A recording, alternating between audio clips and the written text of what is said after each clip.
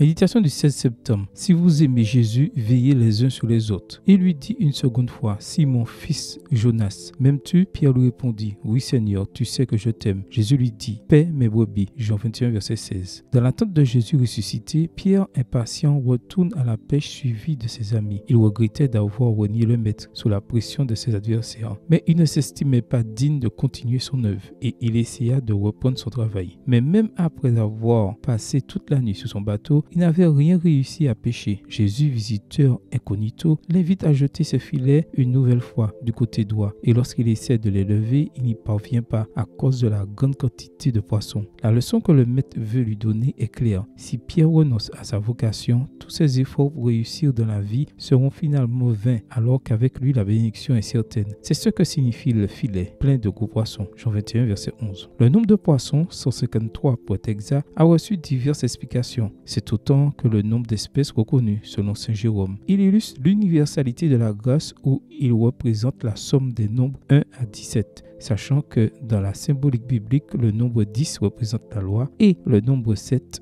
l'action de l'esprit. Symbole anticipatif de la pêche cumulative résultant de la mission chrétienne. Jésus oppose au triple reniement public de Pierre une triple confession devant témoins. Réflexion douloureuse peut-être, mais le processus de guérison des blessures relationnelles exige souvent d'oser s'introspecter pour atteindre les profondeurs d'une véritable réconciliation. Jésus a cru au repentir de Pierre, mais Pierre devait croire à sa propre réhabilitation. Désormais réconcilié avec le Christ, Pierre reçoit l'ordre de paître son troupeau, troquant l'image agressive du pécheur d'homme pour celle plus tendre du berger préféré par le maître. Jean 10, verset 11. Malgré nos échecs, le Christ a un projet pour chacun de nous. Une tâche importante pour laquelle, comme dans le cas de Pierre, nos talents, nos qualités et nos mérites ne suffisent pas. Nous avons besoin de la force de l'amour de Dieu pour consolider le projet de notre vie et pour pouvoir le suivre là où il nous conduit. Le message de Jésus est de répandre l'amour. Ceux qui aiment vraiment le Christ veillent sur les autres et veulent partager avec eux tout le bien qu'ils ont reçu. Seigneur, tu sais que je t'aime, mais tu sais aussi que sans toi, je suis incapable de partager l'amour. Amen. Bonne journée à vous et que le Seigneur vous bénisse.